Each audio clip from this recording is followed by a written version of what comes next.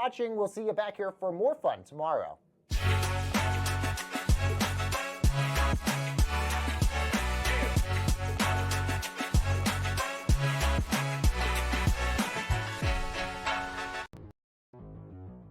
This is a guy we should be adding.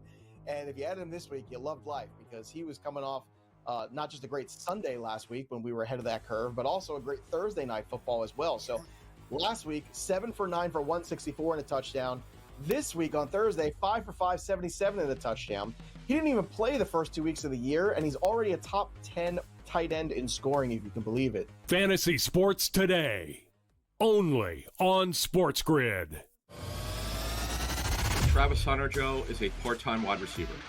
As I've told people from the moment he was drafted, there's zero chance long-term that they'll continue to do this in terms of playing offense and defense. They're going to have to pick a position with him. Brian Thomas, he was unbelievable. Talking to the Jaguars about him last season, he was so far ahead of schedule where they thought he'd be super smart. He had a wrist injury, by the way. We need to mention that, Joe, earlier this season. Pro Football Today, only on SportsGrid. SMU is undefeated. You got Louisville that knocked off Miami. Yeah. Miami has one loss. There's multiple teams that potentially can make a run for an ACC championship. So their backs are still against the wall. Like Georgia Tech is not a shoo-in right now just because they're undefeated, because they still have to play Georgia at the end of the year as well. Even though it's out of conference, that can knock them out of the playoff. SportsGrid's College Football Today. $17,848 have been bet on this question, Joe Kalshi. How many pro football games will Taylor Swift attend this season? They average an average of 9.3 games during this season here, and a lot of that has to do with her reduced touring schedule, and this maybe being his final NFL season. Incredible stuff here. The Early Line, only on SportsGrid.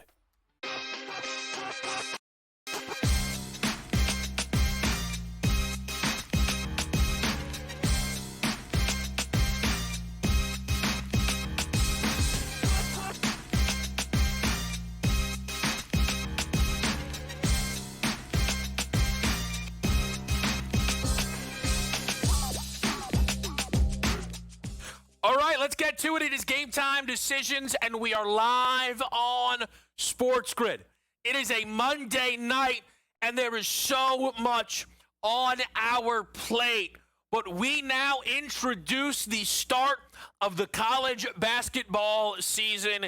It has been underway since 8 in the morning. Who was out there betting Winthrop versus Queens? Because that is how the day began. That game, where's that final score? 81-74 is how that buttoned up. Shout out Winthrop for a cover to start this season. The season does not fully get underway, though, until the defending champs take the court, and they will do that in 30 minutes' time against Arizona. And the thing about this defending champion Florida group is I kind of think they're undervalued in the market. Before we get going underway with these big sports, we try and get ourselves a national title pick on the board. And I tried to fight against it, but I couldn't. Give me Florida to win the national championship. 17-1, 16-1. I think all of these numbers are good on the Gators. I feel as if we are seeing maybe a tick of a discount because of the repeater tax, which I understand it is a hard thing to do.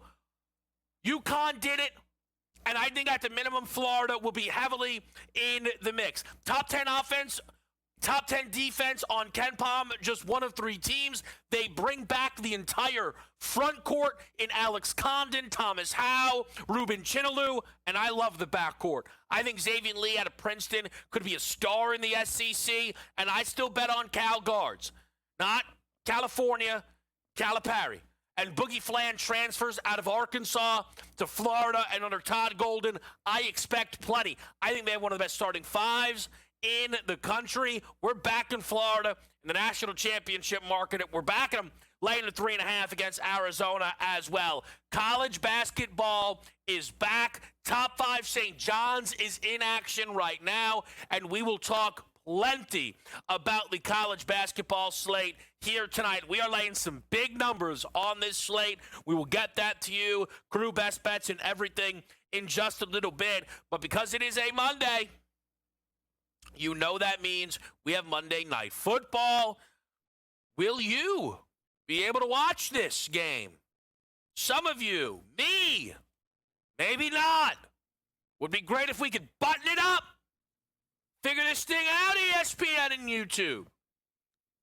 We're still going to bet the game regardless. The Cowboys are a 3.5 point favorite here at home as they will take on Jacoby Brissett.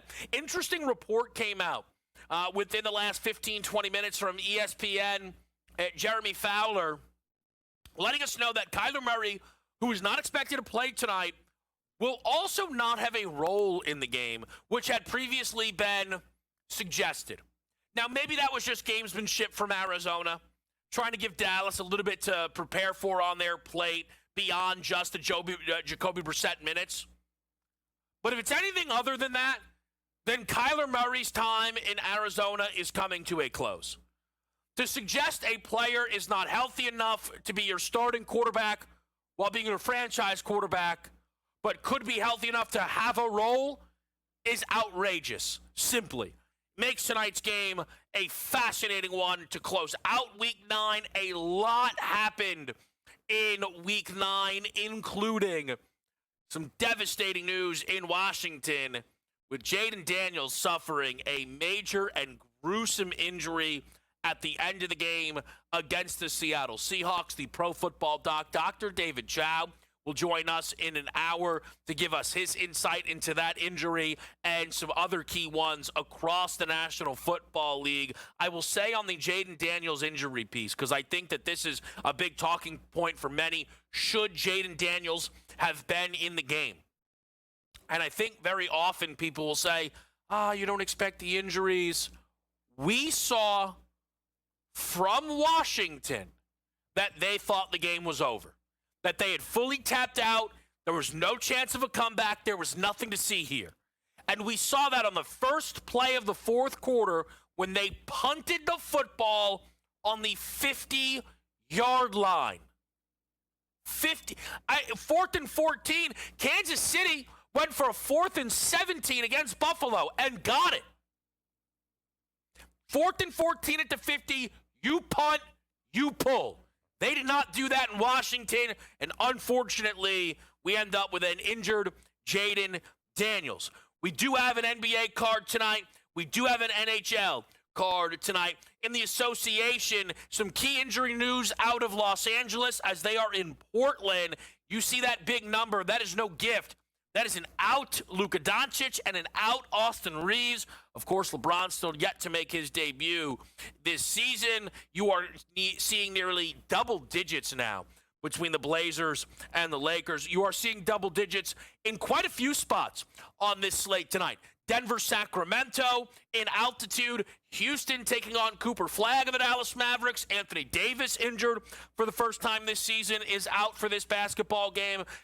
Few others coming up. Knicks lay a huge number to the Wizards. Then Boston laying a ton to the Jazz. You do have a big one between the Pacers and the Bucks as Miles Turner returns to Indiana after leaving after the title run to join their rival in Milwaukee.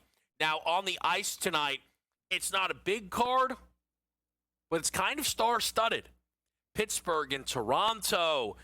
Edmonton is in action, and McDavid in his 17 points. Late night, Connor Bedard against the Kraken. So you've got something, I think, to sink your teeth into on the ice tonight if you are tempted. The World Series, by the way, this weekend did button up. And the Los Angeles Dodgers get the job done. As someone who was on the Blue Jays to win that series via the AL East ticket, I don't feel right being upset. At the end of the day, I will never be pulled away from my fandom. And in that moment, not a Blue Jay fan, I can't help but just feel awful for Blue Jay fans. And I think my ticket, look, it would have been nice to win. I think there is far less pain for me than those Blue Jays fans because they had the game. They had the series. 4 losses, and 3 of them were devastating. And the Dodgers, no surprise, are favored to three-peat, half the number of the next closest team, which is the New York Yankees. They are then followed by the Phils, the Mets, the Mariners, and the Houston Astros, rounding out that top crop. Boston, the only other team under 20-1. Tom Vecchio will join us in just a little bit to get some insight on the outlook for the early World Series markets, along with some of his action here on this Monday. But again, college basketball is going to be getting a major focus here on this Monday. It is the opening week. It is the opening slate. And it begins with a huge game in Las Vegas. The defending champion Gators, who I think could rightfully feel slighted by not being preseason number 1. They bring back enough, and they are the champs. We've got Purdue back up there as the number 1 team. If it was Houston, maybe I wouldn't say anything. But Purdue, I do not agree with that. But an Arizona team who have high expectations will look to make a statement here. And late night, it's BYU and it's Villanova with the debut of A.J. Dybonsa, one of this big 3 from the freshmen that are expected to shine, with Boozer over at Duke. And then Peterson tonight, who will play for Kansas. We'll continue to key in on this college basketball card on a Monday on SportsGrid.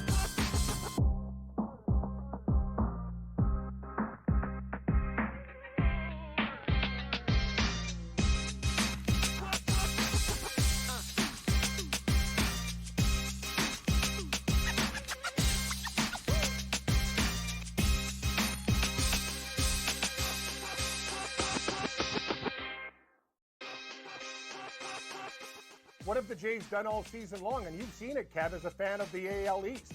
Yep. They get murdered or lose a heartbreaking game and come back and punch you in the face. Mm-hmm. They're not. It's what, like the old Jays team used to fold, and that's what I used to hate about them. These guys are different. They're like guys you go to war with. It's like, man, you're my buddy. Like, let's go. Like, their clubhouse dynamic, I've never seen a Blue Jay team where everyone gets along. Game time decisions, only on SportsGrid. Apparently, he's a pretty darn good defensive coordinator. The 49ers are decimated by injury. This guy's doing it again. Wade Phillips, Norv Turner, all these guys, there's a lot of great coordinators out there. I'm not so sure Mike McDaniel isn't a real good coordinator, a run game coordinator, a quarterback coach with the 49ers during some Super Bowl years. Maybe he's just not built to be a head coach. In-game live, only on SportsGrid.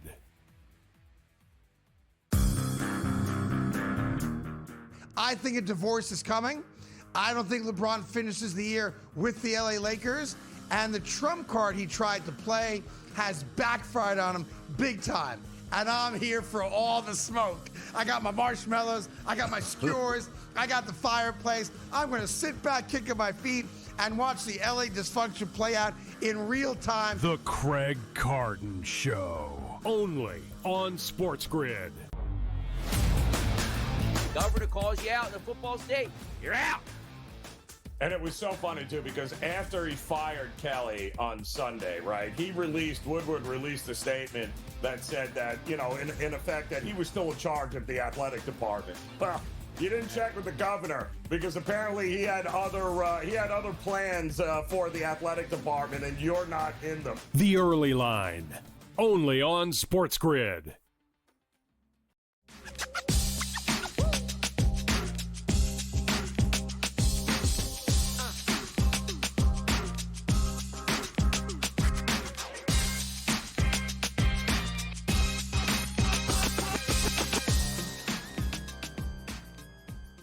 Game time decisions. We are back with you right here on SportsGrid. And it is the start of the college basketball season, so we want to try our best to have you set and prepared to bet today, this week, this season. And to help us with that is Matthew Winnick. You can find his work over at Basket Under Review. That is on Twitter at Basket_review. Very, very clever there. Matt, we appreciate you joining us here on opening day.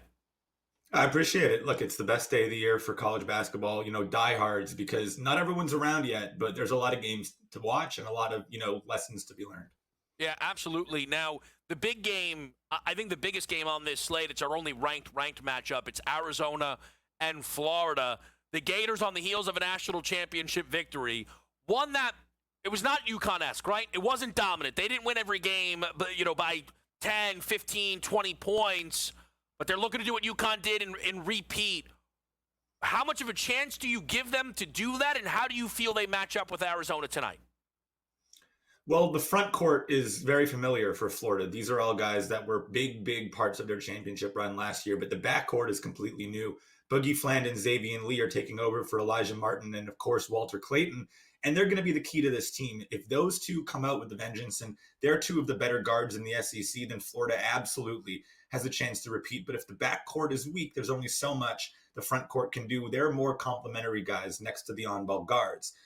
In terms of Arizona, they only bring back 4 returning players from last year. And those are the only 4 guys on their team that have serious D1 experience that are going to play real roles. Everyone else is a freshman, whether from here or over across the pond. So you're talking about a team with a lot of experience, 3 starters that played huge minutes on a championship team, and then another team that is relatively starting from scratch. That's definitely advantage Florida.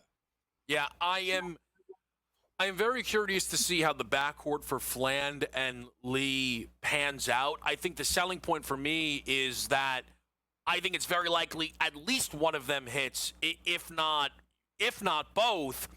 But guys that have expectations to hit this year, I'm not sure if there's many bigger than this freshman trio. You've got Dibansa in action tonight, as well as Peterson. Boozer will go tomorrow in a high-profile game against Texas.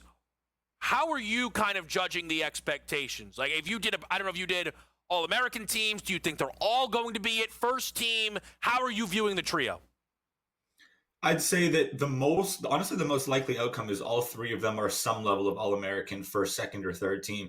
It's honestly like a testament to them to not know which one of them is the best. All 3 of them are terrific in their own ways. I'd say Cameron Boozer is the worst of the 3 as an NBA prospect, but there's also the chance that he's the best as a college guy. He will almost certainly average a double-double, and he'll be the go-to option for a Duke program that's in the national spotlight more than any. But Darren Peterson's, I'd say, probably the best scorer. And then AJ Dibansa is the best athlete. So you can get a little bit of everything from all of them, and all 3 of them should be special players this year. Yeah, I think it's going to be – I like how you set it up, though, judging the NBA evaluation and the mock drafts versus the impact that they are supposed to have this season. And it's why none of those guys are necessarily the player of the year favorite, right? That's really Braden Smith at Purdue, the chance to break the assist record. Did you settle on – I don't know if you get into like a national title futures or anything like that, Matthew, but did you settle on a national champion pick? And how, if so, how good do you feel about it? I don't think this is necessarily the year to go super chalk, just take the team with the best odds, whether that's Houston or Purdue, depending on where you look. There's a decent amount of value, and you get a little bit further down. Now, obviously, don't go placing anything super long shot, because as we learned in the NCAA tournament last year, the best teams are going to be making it far in this tournament. But a team that I think is very interesting, that's sort of been losing a little bit of steam over the last couple of weeks in terms of value, would be Texas Tech. They were at plus 2,000, and they're a team that their top 6, top 7 is as good as any teams in the country. They have JT Toppin, who's one of the favorites for National Player of the Year, and Christian Anderson, who could be the breakout player of the year at point guard after coming off the bench last year. If in an NCAA tournament where benches are not quite as important, now you're in a situation where Texas Tech, that's not as much of a deep team, can really take out and shine against when they're playing the Big 12. All those aggressive teams, a lot of foul trouble, maybe injuries throughout the year. That's a team you want to target late when we get into tournament time. Is there one team at the top that you feel is being a little overvalued, though, at the moment? I'm not a big St. John's guy. That's just in general roster construction. They're not in in that top 10 there, but they're picked, I believe, 5th in the AP poll. So in reality, that kind of shows you that the market is more in line with me than the AP voters, where there's a lot of questions about this roster, and you might be looking at the AP poll looking at those betting odds and not seeing St. John's. The reality is the roster construction is not quite there. Yeah, it's a team who's actually in action, as you mentioned right now, against Quinnipiac. Not that we're going to glean too much from that game. Now, you mentioned, though, and I appreciate, going through the top of it, but right before this, Matt is like, yeah, I'm very excited for the MAC Sunbelt Challenge here. So what are some of the other games on today's slate that you find yourself keyed in on? Yeah, the MAC Sunbelt Challenge should be super fun. Those are two conferences where they're matching teams up with who finished first last year on both sides, and then just going down the order. So every game should be super competitive and close. That's where you're going to look. And then another very interesting one is Florida Atlantic Boston College. This is a rare example of a power conference team that is an underdog on opening night, but Boston College taking the trip down to Florida to play FAU. That'll be fascinating. A lower level power conference team versus a higher level mid-major conference team might give us a litmus test about where different conferences rank sort of back-to-back lower high major and higher mid-major. Yeah, I think it's all a good sample size. Can I ask you this quickly, Matthew? I was listening to some of your colleagues over there at the three-man weave and some of the stuff that they do. I know they work with Basket Under Review. They were saying that some of the exhibition stuff, there's worry that there's going to be a ton of foul calls. Is that something you're keeping an eye on? It should be interesting. There's been 4 games so far today, and only, I think, 2 of the 8 teams soared over their free throw rate projections. Okay. So as of today, that has not, very early on, of course, tons of games today, that has not been a problem yet, but it is worth keeping an eye on. All right, listen, it was something that really stood out to me, not just to flow of the game and watchability, but from a totals perspective, we know that can make the difference as well. Mm-hmm. Matthew Winnick, we appreciate it so much. You can find him at that on Twitter, and then Basket _Review on Twitter as well. Matthew, we really appreciate it. We're going to come right on back here and get you all the best bets for tonight's card, Monday Night Football included.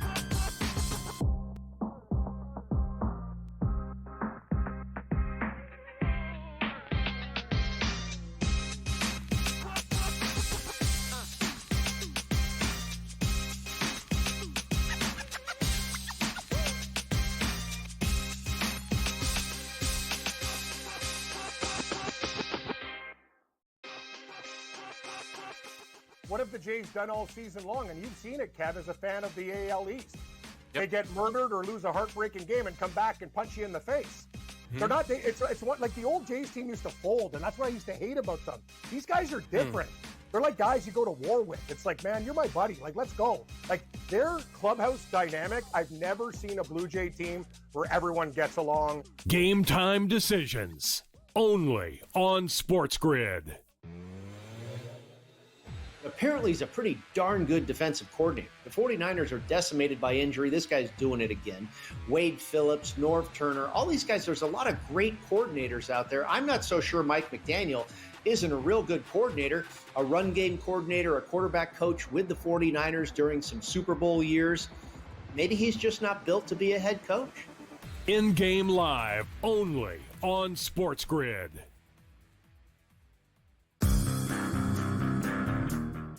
I think a divorce is coming. I don't think LeBron finishes the year with the LA Lakers. And the trump card he tried to play has backfired on him big time. And I'm here for all the smoke. I got my marshmallows. I got my skewers. I got the fireplace. I'm going to sit back, kicking my feet, and watch the LA dysfunction play out in real time. The Craig Carton Show, only on SportsGrid.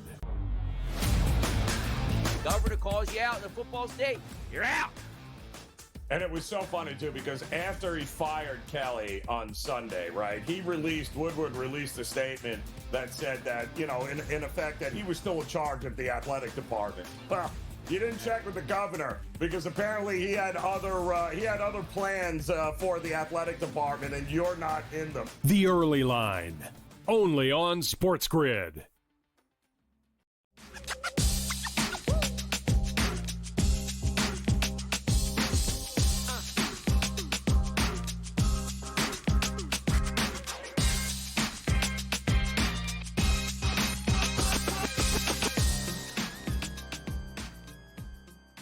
Game time decisions. We are back with you right here on SportsGrid. I do have myself a little college card tonight. Now, I'll let you know. Keep it light. We're going to get a rhythm here. It's early season.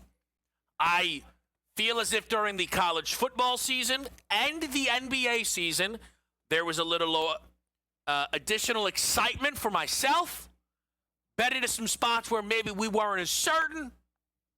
And listen, that had to get pulled back, right? And you find your level. You always, and I don't mean we're betting within our means. I'm talking about like, oh, that's too big of a card. I probably don't have enough of an edge or an idea in every single one of these spots. Now, you're about to see a 5-play college card. Keeping it light, keeping it flowy. It does begin with my national championship pick, Florida, -3.5. I think everything Matthew said falls right in line with what I am expecting here for this game tonight. The Gators are more proven, and I trust it a lot more. I think that Florida, not being the preseason number one, is enough to give that team some, I think, like little bulletin board material, honestly. I really do. I like Florida at 3.5. I like UConn. We're going to lay 40 and a hook here against New Haven with Dan Hurley's group, who should be frustrated with how last year's regular season finished up, and then had a real chance to make it all go away in the tournament. Lost by 2. Maybe should have won the game against those Florida Gators.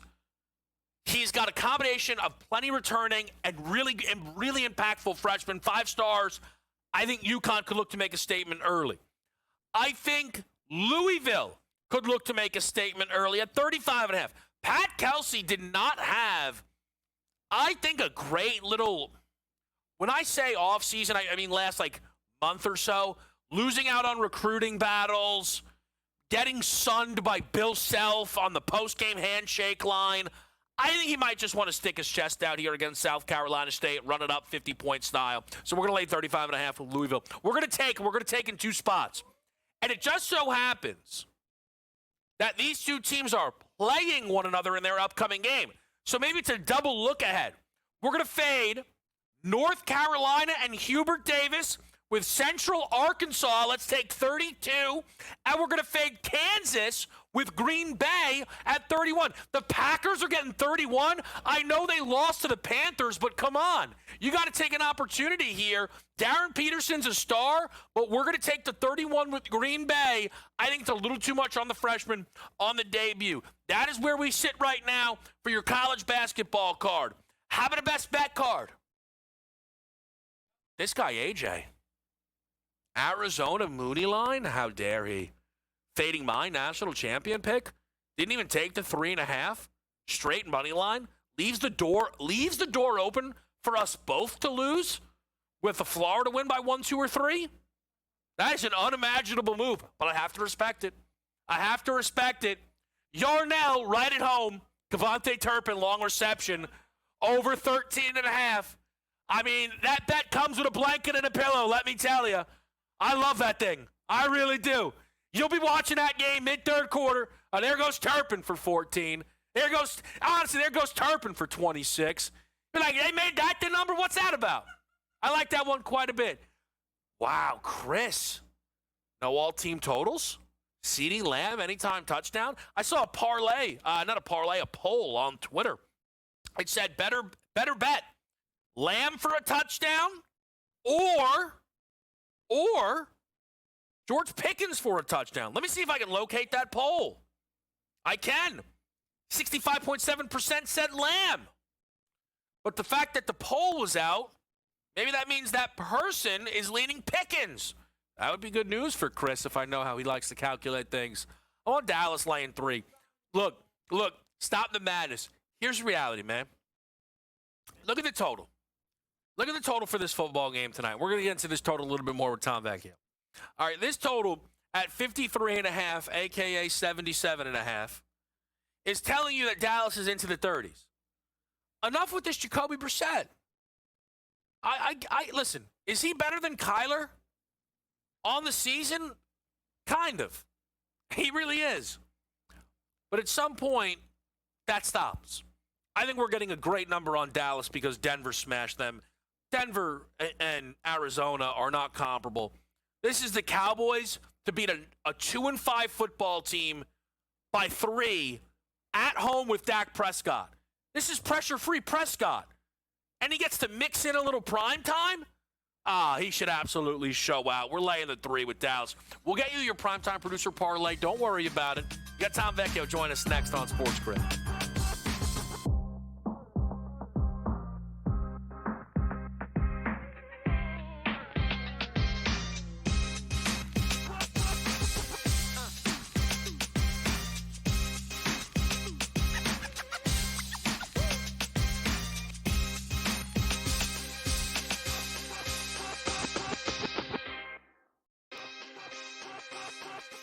What have the Jays done all season long? And you've seen it, Kev, as a fan of the AL East. They get murdered or lose a heartbreaking game and come back and punch you in the face. They're not. It's what like the old Jays team used to fold, and that's what I used to hate about them. These guys are different. They're like guys you go to war with. It's like, man, you're my buddy. Like, let's go. Like, their clubhouse dynamic, I've never seen a Blue Jay team where everyone gets along. Game time decisions. Only on SportsGrid. Apparently, he's a pretty darn good defensive coordinator. The 49ers are decimated by injury. This guy's doing it again.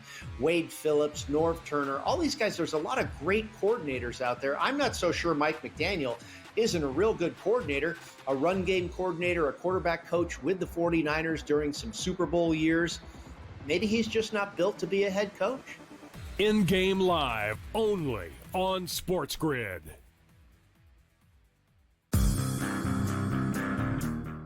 I think a divorce is coming.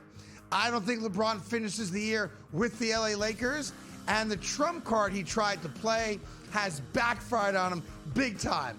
And I'm here for all the smoke. I got my marshmallows. I got my skewers. I got the fireplace. I'm going to sit back, kicking my feet, and watch the LA dysfunction play out in real time. The Craig Carton Show. Only on SportsGrid. Governor calls you out in the football state. You're out. And it was so funny, too, because after he fired Kelly on Sunday, right, Woodward released a statement that said that, you know, in effect, that he was still in charge of the athletic department. Well, you didn't check with the governor because apparently he had other plans for the athletic department, and you're not in them. The Early Line. Only on SportsGrid.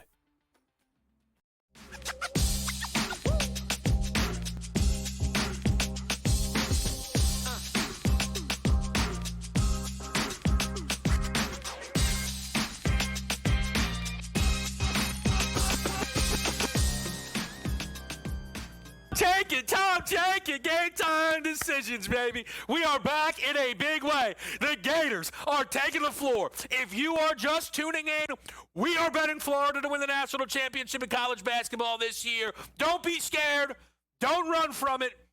Boogie Fland, opponent number 1, freezer burn bets. We're coming for you. We're coming for you, AJ. You better watch it, pal. Listen, at the end of the day, you know, I'm not betting Florida to go unbeaten, so that's all right. We'll do what we got to do.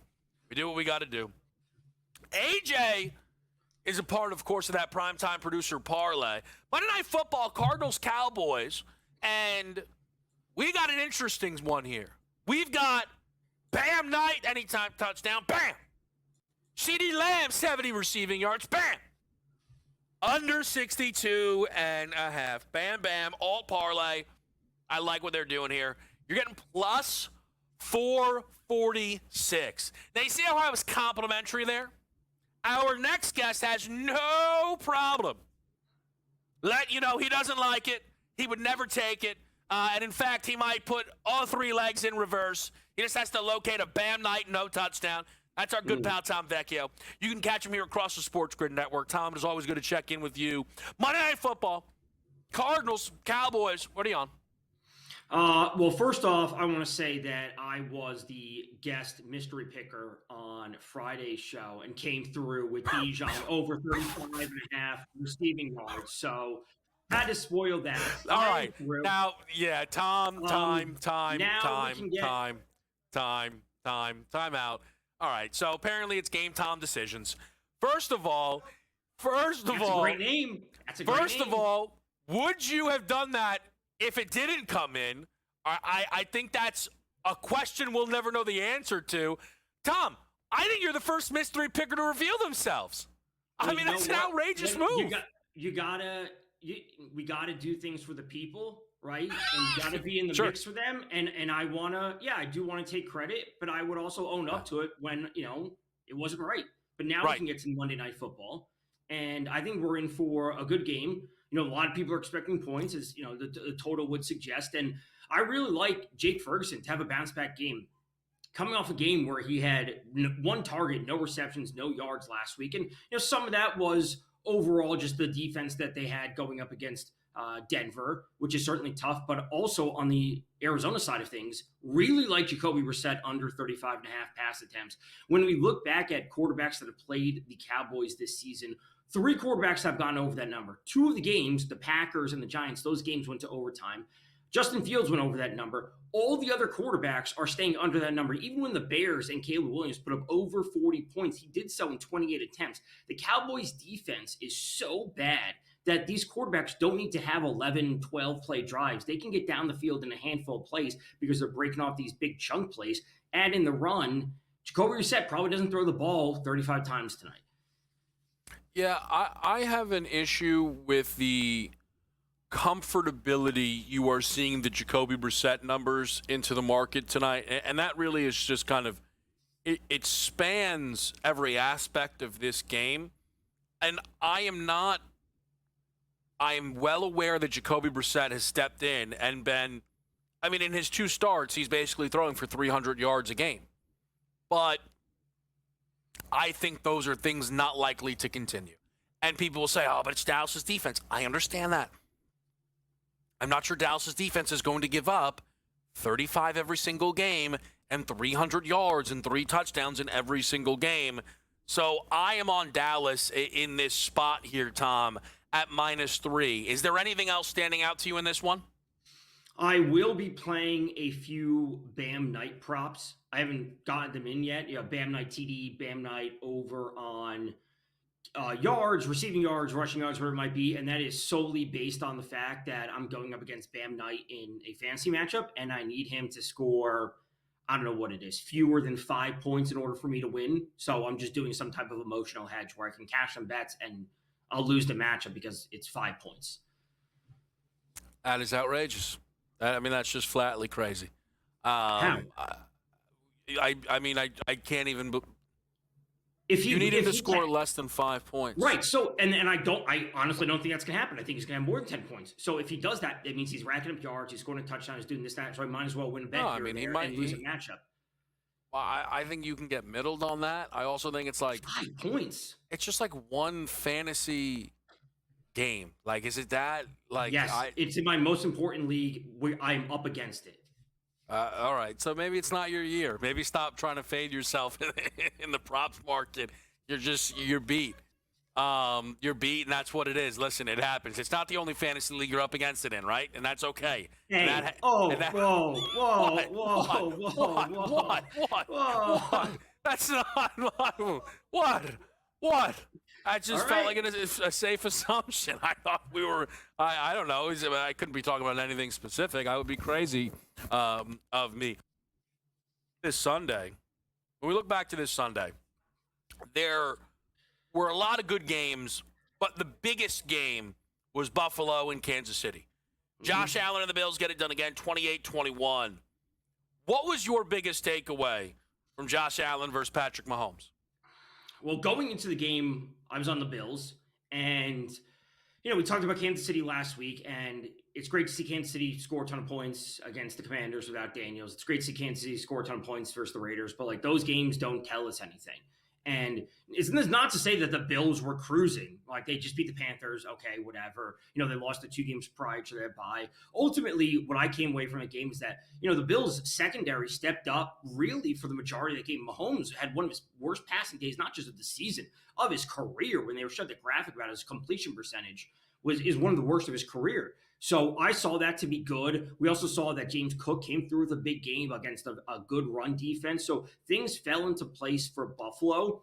And when we are looking at where Kansas City stands now, and especially where their odds are for the Super Bowl, it's crazy to have them as the favorite when they're sitting third in their own division. They're not currently in a playoff spot, if I remember correctly, but I understand that the books are still going to do that. So I didn't take away anything too dramatic. Like the Chiefs came in rolling, but they came in rolling against bad teams. That doesn't impress me.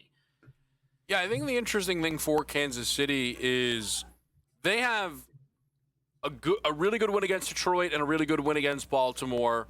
One is in the NFC, and the other is, trying to find their level. But the 3 games that they've actually played against teams currently in the playoffs in the AFC, they are now 0-3 in those football games there. Yeah. I think for Kansas City to be booked as the favorite is incredibly surprising. I thought they would lose their status as favorite in the AFC West. What that tells me, Tom, is Kansas City, when they come off of the bye and go to Denver, not only will they be booked as a favorite, that number could be over a field goal. I don't know if that's a game, it would be reasonable if you haven't started to kind of feel that one out in any way, but it's going to be one of the biggest games of the season, no doubt about it, and we could see the Chiefs laying, again, over a field goal, certainly on the road in that matchup. Right. I think it speaks to probably what the market and what they think of just the two teams overall. Denver, they're coming away with wins that aren't impressive. Bo Nix looks terrible for 75% of these games. And then, they win in the fourth quarter. Surprise, surprise. What do you have? 1 completion and 6 yards halfway through the second quarter yesterday. And then the Chargers, they're good, but they are dealing with so many injuries, and that's going to catch up to them. Losing offensive linemen is an issue. You can replace a running back, you can replace a wide receiver for an extended period of time, but losing multiple offensive linemen, the dam is going to crack against the Chargers at some point. So they are doing something that's unsustainable. Same thing with the Broncos, and I guess the Chargers should just be, the Chiefs should just be there because that's where they're going to be. I wouldn't make this team 5-1 to win a division. I wouldn't make them 20-1 to win the Super Bowl. I think their numbers could come back some. They have not come back a ton. Speaking though of championships, the Dodgers did win one over the weekend, and that always then opens up next year's World Series odds. We'll ask Tom Vecchio about those and everything else on tonight's slate after the break on SportsGrid.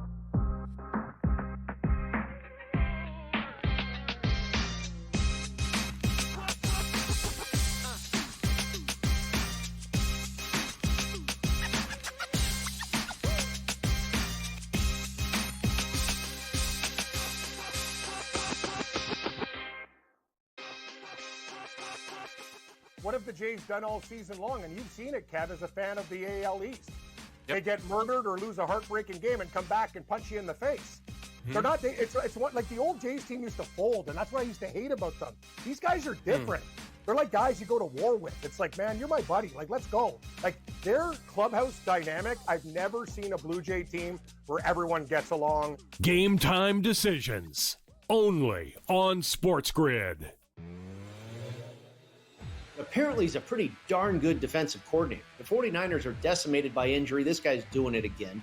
Wade Phillips, Norv Turner, all these guys, there's a lot of great coordinators out there. I'm not so sure Mike McDaniel isn't a real good coordinator, a run game coordinator, a quarterback coach with the 49ers during some Super Bowl years. Maybe he's just not built to be a head coach. In-game live only on SportsGrid.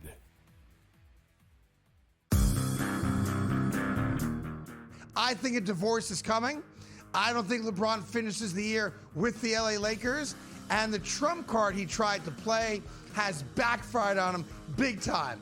And I'm here for all the smoke. I got my marshmallows. I got my skewers. I got the fireplace. I'm going to sit back, kicking my feet, and watch the LA dysfunction play out in real time. The Craig Carton Show. Only on SportsGrid. Governor calls you out in the football state. You're out. And it was so funny, too, because after he fired Kelly on Sunday, right, Woodward released a statement that said that, in effect, that he was still in charge of the athletic department. Well, you didn't check with the governor because apparently he had other plans for the athletic department, and you're not in them. The Early Line, only on SportsGrid.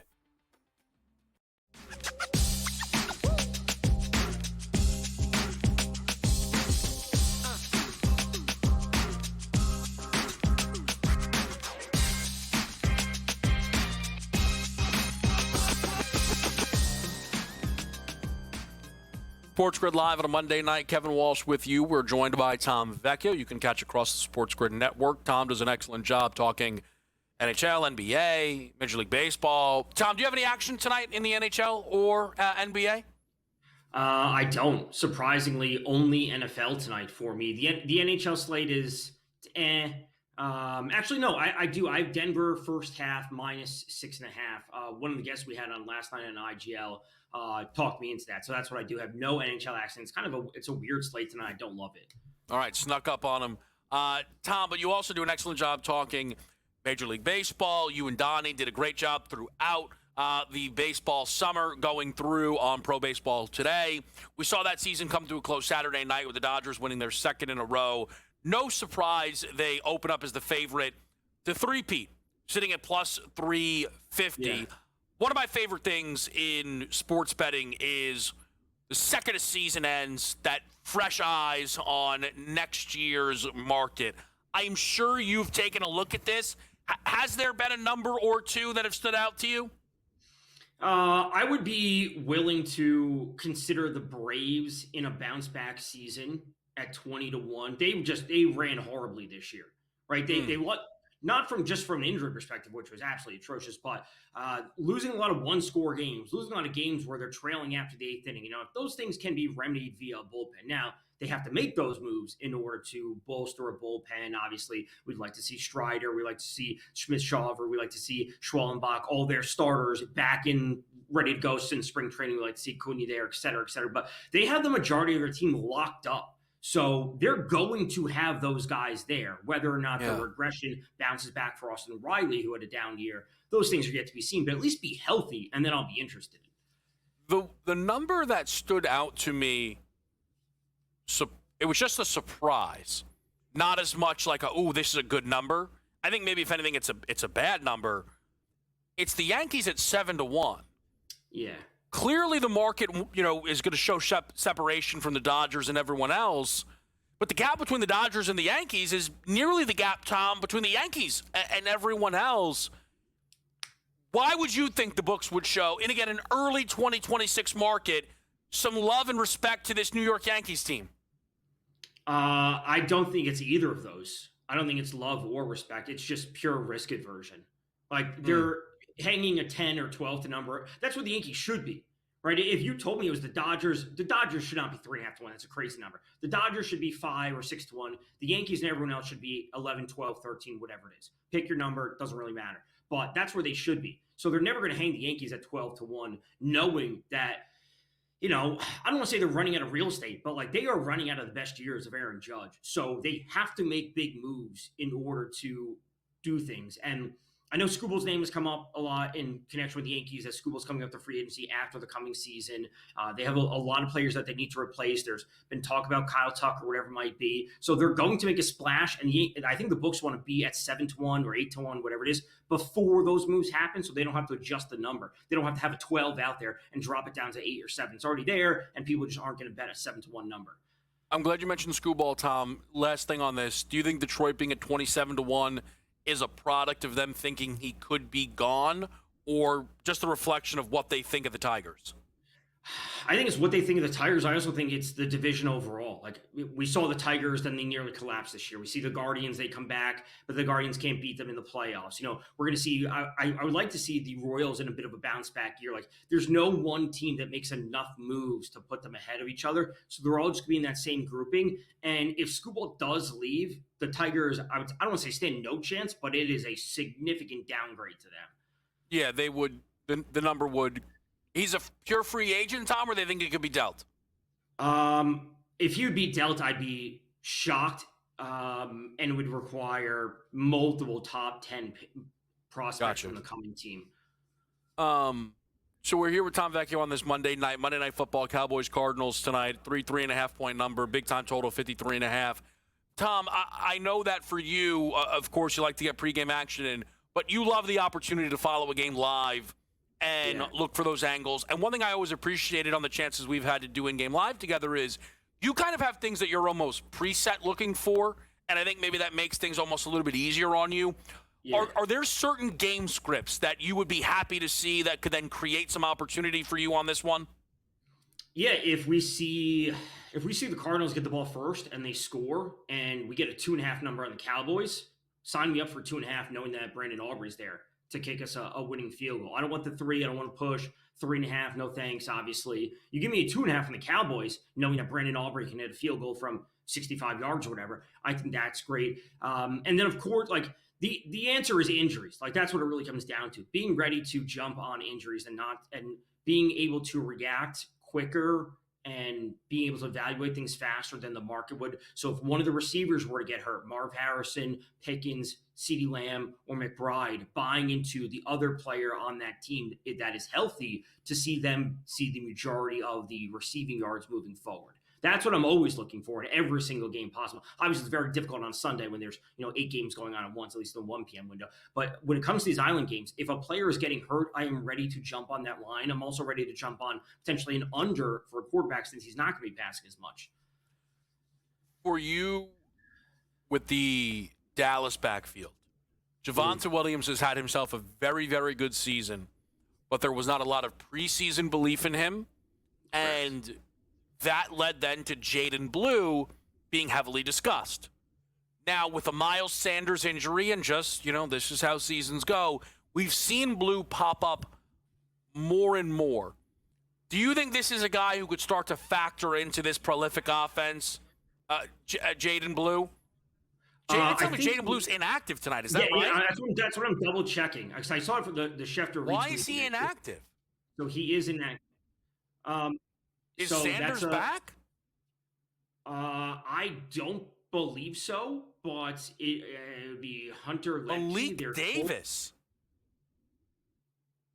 is listed as RB2 on the depth chart. Okay, so it's him and Hunter Lepke, the fullback, and 3 tight ends, and go from there. Full passing if something happens. Okay. Shout out. I'm glad I asked, even if I was foolish for asking. Shout out the Cowboys, who clearly hate Jaden Blue. Shout out Tom Vecchio. We appreciate it. We'll be right back.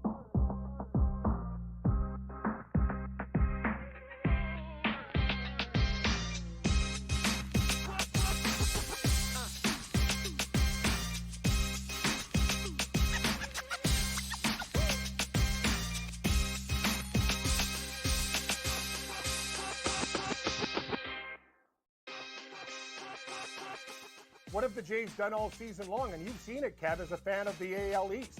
They get murdered or lose a heartbreaking game and come back and punch you in the face. They're not. It's what like the old Jays team used to fold, and that's what I used to hate about them. These guys are different.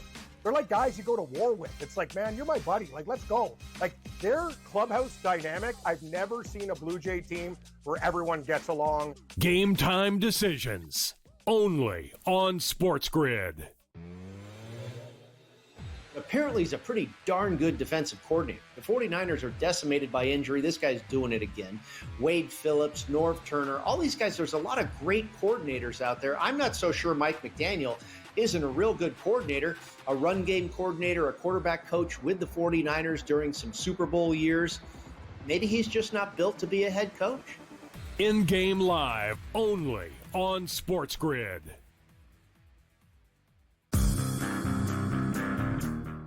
I think a divorce is coming. I don't think LeBron finishes the year with the LA Lakers. And the trump card he tried to play has backfired on him big time. And I'm here for all the smoke. I got my marshmallows. I got my skewers. I got the fireplace. I'm going to sit back, kicking my feet, and watch the LA dysfunction play out in real time. The Craig Carton Show, only on SportsGrid. Governor calls you out in the football state, you're out. And it was so funny, too, because after he fired Kelly on Sunday, right, Woodward released a statement that said that, in effect, that he was still in charge of the athletic department. Well, you didn't check with the governor because apparently he had other plans for the athletic department, and you're not in them. The Early Line, only on SportsGrid.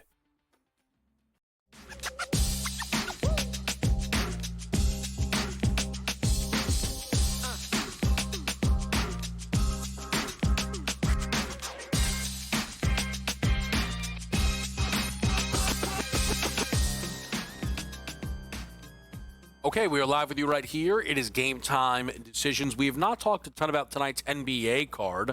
That card is off and running with Milwaukee heading back to Indiana. They are joined by, well, not joined, but they have, of course, with Miles Turner. There's a lot of anticipation. Miles Turner certainly making an impact early. He's hit multiple threes. He's leading all scorers with 7 points, and he's added in 3 blocks. So clearly a fired-up Miles Turner for this basketball game.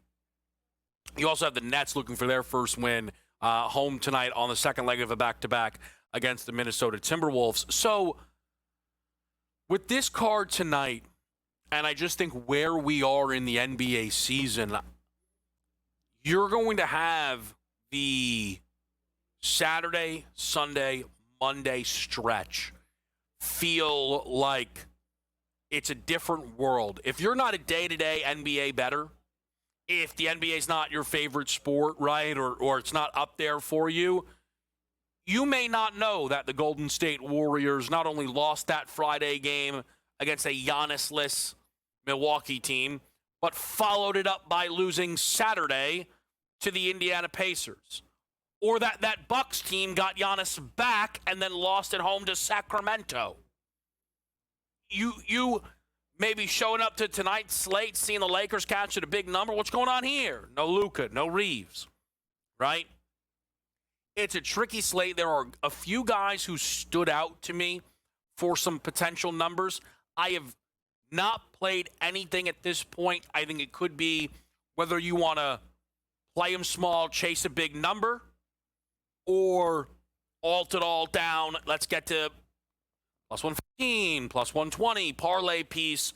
But the guys that are interesting to me, Cooper Flagg. Anthony Davis is injured again / already.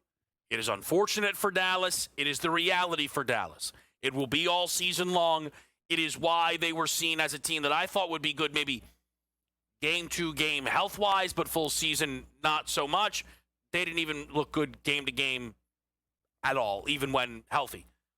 Nevertheless, though, Cooper Flagg is going to have a lot of he's going to have a big workload. Against Detroit, he had 16 points, 8 rebounds, 4 assists. He had 16 points on 3 of 14 shooting.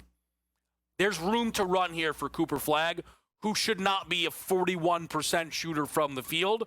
He gets that around 50%. You're going to see Cooper Flagg get through some numbers. And he should be able to hit the glass because this team is also missing still Derek Lively. I think there's some interest on Nikola Jokic. Nikola Jokic, who is averaging a triple-double, is doing that while averaging 20.4 points per game. That is not MVP Nikola Jokic. Joker last year was at 29.6. Prior to that, pretty consistently was above 25 a night. On the season, he's yet to score over 25. He's a perfect 5-0 to the under on his points prop. Tonight against Sacramento, the shortest number we've seen on Jokic at 24.5. Last name to watch, Donovan Clingan. Sophomore big out of UConn as we watch them in action tonight against New Haven. Had his roughest scoring effort yet with total plus efficiency, a 2 of 8 game against Denver with only 5 points. He was scoreless, though, at the break. On the year, we've seen Clingan have some big games, a few double-doubles in his pocket. He's hit a couple threes. Against this Lakers team tonight, I think Donovan Clingan plays well. I think he could be in line for 10 points and maybe in line for 10 rebounds. Some double-double chances are available on Flagg, on Clingan, triple-double Nikola Jokic. Jokic, though, to break out scoring-wise, I think is inbounds as well. Those are some guys that I'm looking for on this NBA slate. As far as the NFL slate goes, we will expand a little bit more on Dallas and Arizona in a little bit. We're actually going to sneak in some a team to watch in college football as well before we get out of here tonight, because tomorrow is the first unveiling of the CFP committee's rankings, which I hate, should not be a thing, but it is, and it matters. So we'll track that. But we're going to stick on the football side. We're going to stick with what we saw yesterday. And As always, we see some great games, some great moments, but some tough injuries. And the Jaden Daniels injury is one of the toughest. What does it mean for Washington? Some bad news out of Green Bay on Tucker Kraft. We're going to get to all of that after the break. We are live on SportsGrid. It's Game Time Decisions.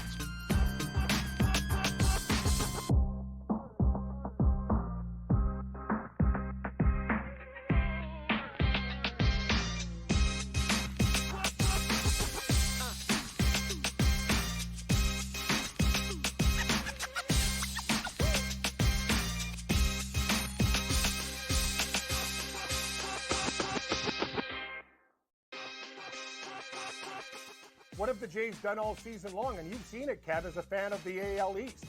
They get murdered or lose a heartbreaking game and come back and punch you in the face. They're not. It's what, like the old Jays team used to fold, and that's what I used to hate about them. These guys are different. They're like guys you go to war with. It's like, man, you're my buddy. Like, let's go. Like, their clubhouse dynamic, I've never seen a Blue Jay team where everyone gets along. Game Time Decisions, only on SportsGrid. Apparently, he's a pretty darn good defensive coordinator. The 49ers are decimated by injury. This guy's doing it again.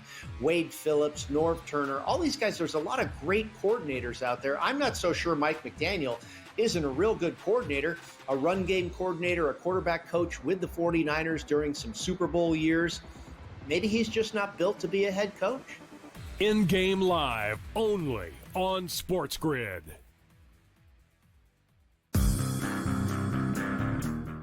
I think a divorce is coming. I don't think LeBron finishes the year with the LA Lakers.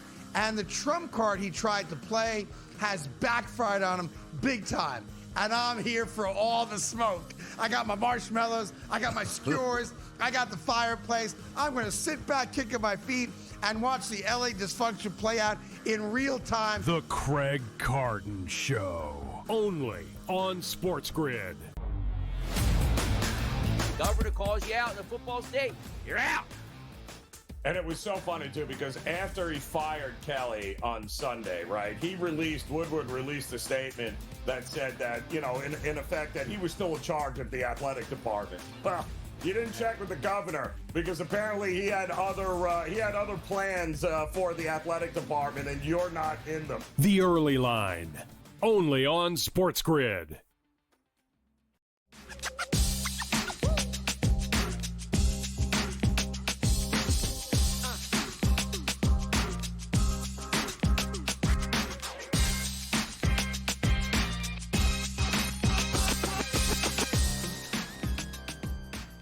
Right here on SportsGrid with Game Time Decisions. Some decisions yesterday were made, and some of those decisions were certainly regretted. We will not regret bringing on, though, the Pro Football Doc, Dr. David Chow. He and the group at SixScore.com. I say it every Sunday. I mean it every Sunday. Help us out a ton. Figure out the injuries that impact these games, these lines, these props in the NFL. So, Doc, we appreciate you making some time for us on a Monday. And you know, one of the big reasons we reached out is the Jaden Daniels situation that finished out that Sunday slate against the Seattle Seahawks. I guess we'll start with just your analysis of what was a really gruesome injury. There's no question. Look, I will admit I'd already, was putting my daughter to bed, and then my team was texting and calling saying, we have this big injury. Very unfortunate. And so far, what we've said on social media and at Sports Injury Central, thankfully, has worked out to be true. Last night, I was saying, this looks horrific, gruesome, grotesque, whatever word you want to say. It's not something that you want to see twice. However, it was going to look much worse than it was going to be. And that has so far proven to be the case. Last night, we were saying this is not career-threatening, career-ending in any way, shape, or form. And we did not expect there to be a fracture, and there was no fracture. It is an elbow dislocation. The MRI results are not announced yet. But don't freak out, SportsGrid listeners, when you hear that there is ligament damage to Jaden Daniels' elbow. In fact, one of the ligaments that's going to be torn is the Tommy John ligament, the ulnar collateral ligament. But he will not need surgery on it.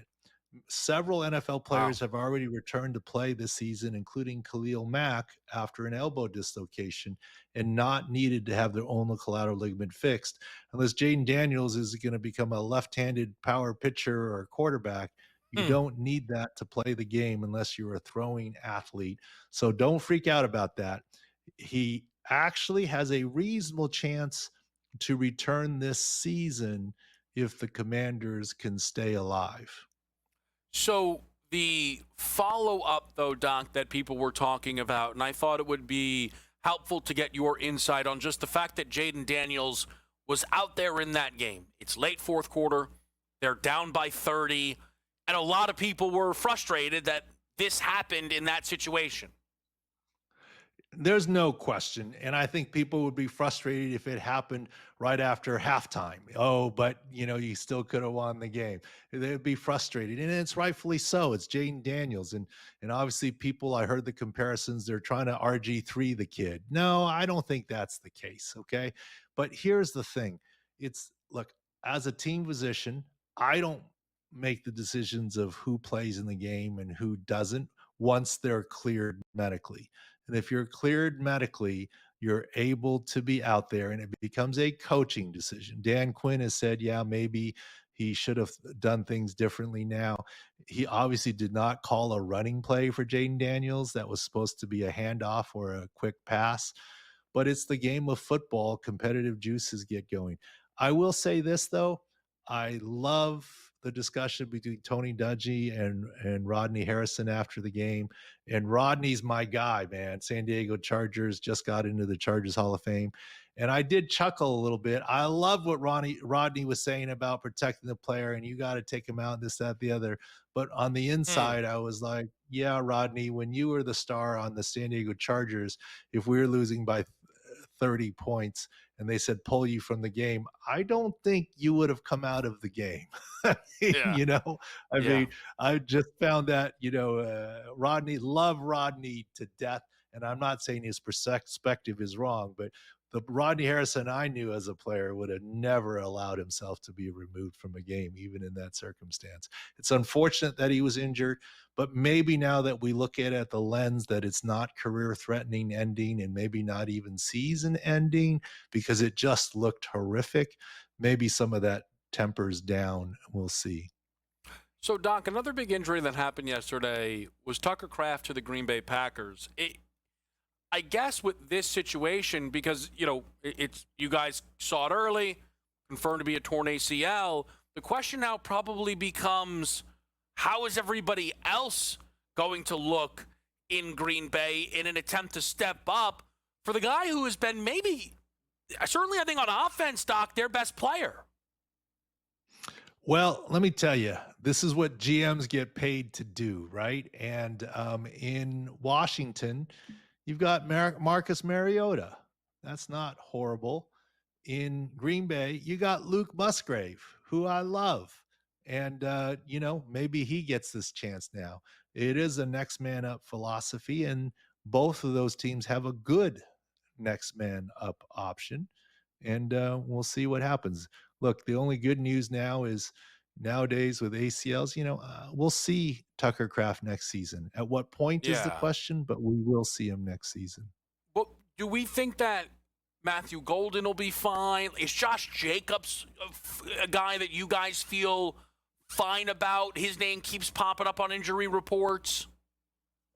Look, after tonight's game, it's the official middle of the NFL season, right? I mean, this will be the end of 9 weeks. It's an 18-week regular season. 85% is a good day in the NFL. That's all I can tell you. Yeah. There's no way owners have minimum of 5 athletic trainers plus physical therapists and 3 team physicians traveling to away games to tend to people if there's only 3 guys on the injury report and 3 guys with injuries. The vast majority of players are dealing with something at this point in time. And I'm not suggesting the NFL teams are cheating on the injury report. No, There's certain things you have to report, certain things that you don't. but there's a lot more going on. I promise you, when the three of the doctors, two others and myself were on a road trip, we're not twiddling our thumbs all pregame. I mean, we're not twiddling our thumbs postgame either. Can I ask you this, Doc? Maybe still to this point, the biggest injury we've seen in this NFL season was Joe Burrow. And, my partner on Sundays, Joe Lisi, every Sunday said, hey, should we ask him about Burrow? I said, Joe, he kind of told us what he needed to tell us. But I think to Joe's point, to Lisi's point, is we don't hear anything out of Cincinnati. We see Burrow, we hear nothing. For those that don't know, Doc and the team felt very confident in their analysis in that moment around Joe Burrow. I'm curious, Doc, if you feel the silence right now in Cincinnati around their franchise quarterback gives you guys, maybe you don't need it, but the confidence. Is a hard injury, but here's what I would say. I said it from the beginning when Burrow was hurt. I was more optimistic about Aaron Rodgers returning, than Joe Burrow. This is, a couple years ago with Achilles. I'll tell you this now. Based on the injury, I'm way more confident in Jaden Daniels' ability to return for the Washington Commanders before the end of the season than I am Joe Burrow. I hope they both come back, but the answer may be neither, because if both teams are out of it in December, why would you bring either one back? So the answer may be neither, but I have more medical confidence in Jaden Daniels being able to return than Joe Burrow at this point in time. Yeah, it's totally fair. It's great insight. Doc, we appreciate it. As always, listen, it's going to be I'm glad you said that. It's week 9, so everyone's pretty much injured. We're heading into week 10. We appreciate it as always, Doc. Thank you. Again, SickScore.com, everybody. You get everything that you need, the injury analysis, the sick edge, the sick picks. They do a fantastic job. The injury stuff, it matters. It makes a big difference, and you will be surprised sometimes. Again, I told Doc this, and it was a bad job out of me, but I was looking at that Giants-Niners game, and I was like, oh, the Giants are pretty banged up, and you remember who they're playing. And I understand the Niners won that game, but again, the Niners stuff's going to get worse. And at some point, the further removed you get away from injuries, you're like, oh, everything's fine. That number, that SICK score, those grades, the Niners are going to be sitting in the red on defense for quite some time. We'll be right back. We're here on Sports.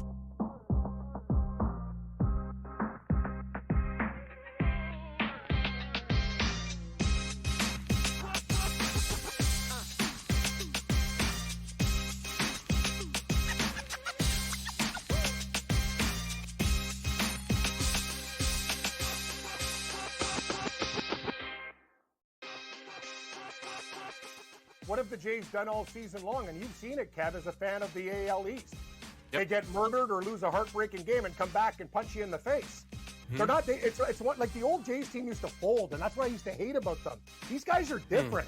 They're like guys you go to war with. It's like, man, you're my buddy. Like, let's go. Like, their clubhouse dynamic, I've never seen a Blue Jay team where everyone gets along. Game time decisions, only on SportsGrid. Apparently, he's a pretty darn good defensive coordinator. The 49ers are decimated by injury. This guy's doing it again. Wade Phillips, Norv Turner, all these guys, there's a lot of great coordinators out there. I'm not so sure Mike McDaniel isn't a real good coordinator, a run game coordinator, a quarterback coach with the 49ers during some Super Bowl years. Maybe he's just not built to be a head coach. In-game live, only on SportsGrid.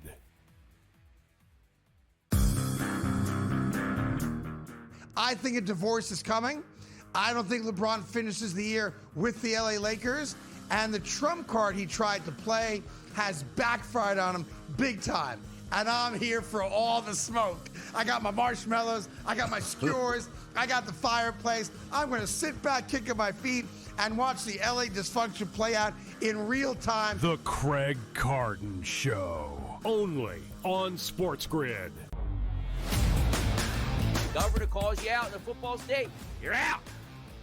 And it was so funny, too, because after he fired Kelly on Sunday, right, Woodward released a statement that said that, in effect, that he was still in charge of the athletic department. Well, you didn't check with the governor because apparently he had other plans for the athletic department, and you're not in them. The Early Line, only on SportsGrid.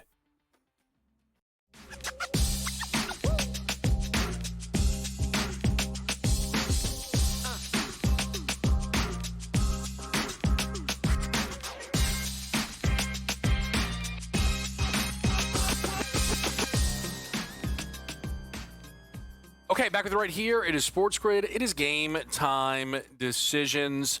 And there are a few different things that we want to get to here on this Monday night. That does include a little bit of movement for college football. So tomorrow, we're going to make sure that we are, I don't know if it's at 7 or 8 o'clock, admittedly, hand up, but we get the first look at the committee rankings. And I'll probably do it again tomorrow, but I hate that the committee rankings are a thing. It is very bad. It is unnecessary. Leave the in-season rankings to the AP poll. You should not be forced to just put the rankings out, right? Just when they're done, just tell us who's in. That's what March Madness does. That's what the bracket does. That's what they do in college basketball. It should be the exact same thing in college football. I know what everyone says it's a TV show, it's money. That's fine. It's a mess. It's unnecessary. But it exists. And it's going to matter.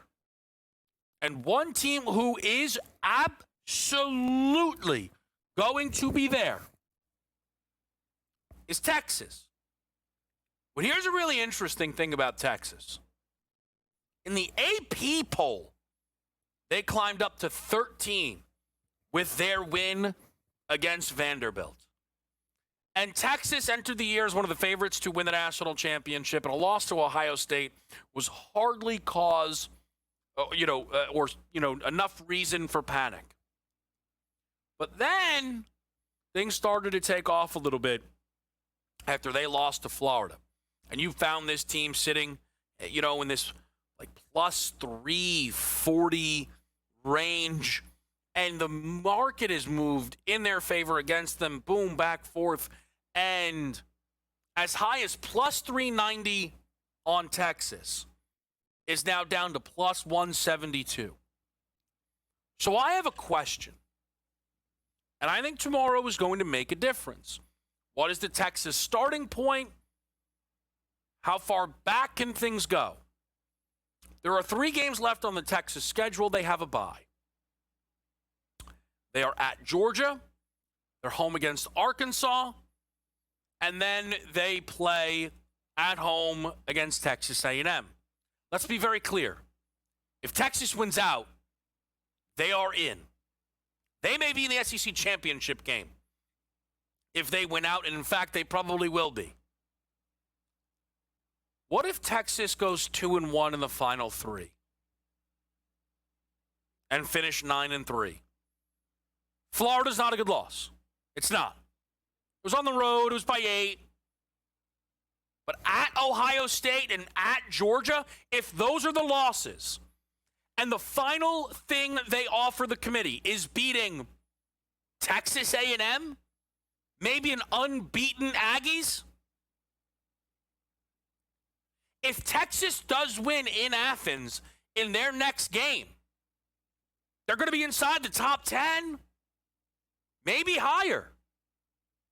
Not top 5, but top 8, top 7. It's on the board. The starting point will matter, though, and the starting point for Texas is something that we are going to have our eyes on tomorrow as the committee will unveil their first set of rankings. We are watching along Arizona, Florida. This game has 6 million points scored in it. A big-time total is about 25 points higher. It's teams just shooting it really well across the floor right now. The issue for Florida, and this should not happen, they're getting beat up on the glass a little bit in this game, getting doubled up in terms of offensive rebounds. That's supposed to be a strength, not a weakness. Now, listen, Arizona has some size to him, don't get me wrong, and Koa Pete is a talented freshman. It's kind of interesting, the talented freshman class. Anyone who is not Boozer Dybonsa Peterson will feel under-discussed, but Koa Pete, Nate Ament, Chris Sanak, Caleb Willison, Jasper Johnson. There's a lot of guys, right? Koa Pete's one of them, but Arizona has actually grabbed themselves a lead in this basketball game. After being down 12 early, that is impressive. So that's going to be a dogfight. The halftime score of St. John's Quinnipiac was 54-34. So that's a first half cover for the Johnnies. Not even close to a first half cover for UConn. They are up 37-24. Their largest lead was 15. They can't make a layup. I've had my eye on that more than I care to admit. And they have made do on absolutely nothing. It's live right now, though, at 33.5. I am tempted to bet it. But it's early, so we're not going to do that. Michigan State ranked against Colgate are only up 3 at the break. Tennessee up 33-21. I mentioned Nate Ament. He's got 6 points and 5 rebounds in the first half of that game. Arkansas and North Carolina, top 25 teams who are also in action. Tom kind of said it, light night on the ice. It's scoreless early in Toronto and Pittsburgh. That is the only one on. We do have Edmonton still to come as they'll take the trip to St. Louis, booked as road favorites. Short number in Nashville as the Predators are home to the Vancouver Canucks. And then it is a late-night Connor Bedard show as they make the move to Seattle as a slight dog. In the association right now, we have a few more games joining us. At the end of one, we were tied up in Minnesota-Brooklyn. The Wolves, though, starting to extend after trailing early. The Pacers have pulled things back a little bit against the Milwaukee Bucks. The Celtics have jumped all over the Utah Jazz, who cannot score in that game right now. And we are close early between the Knicks and the Wizards. What we have for you on the other side of this commercial break, we have a primetime producer parlay. 2 games still to go on this college basketball slate where we're looking for covers, and then all of your best bets, including a side in Monday Night Football, Cowboys and Cardinals.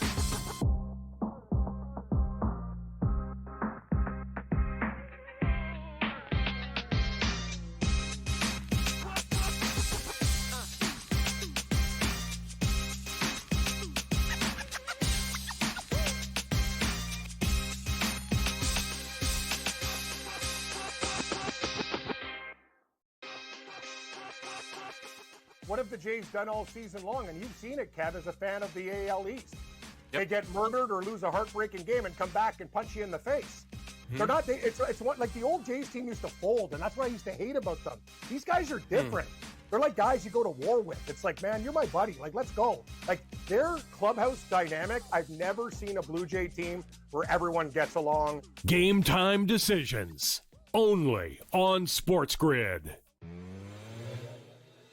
Apparently, he's a pretty darn good defensive coordinator. The 49ers are decimated by injury. This guy's doing it again. Wade Phillips, Norv Turner, all these guys, there's a lot of great coordinators out there. I'm not so sure Mike McDaniel isn't a real good coordinator, a run game coordinator, a quarterback coach with the 49ers during some Super Bowl years. Maybe he's just not built to be a head coach. In-game live only on SportsGrid.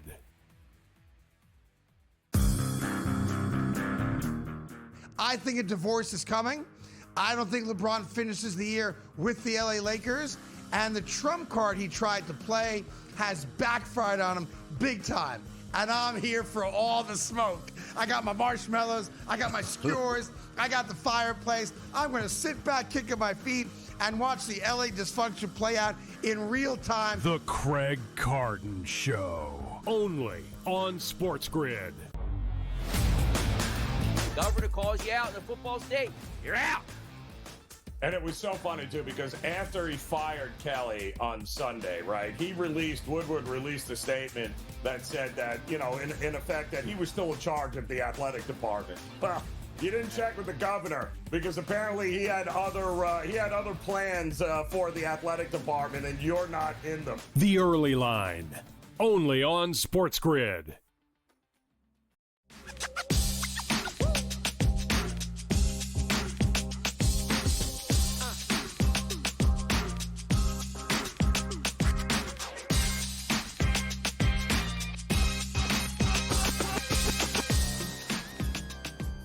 All right, let's get to it here. We've got a Monday nighter between the Dallas Cowboys and the Arizona Cardinals. This is a very important game if you believe either one of these teams can make the playoffs.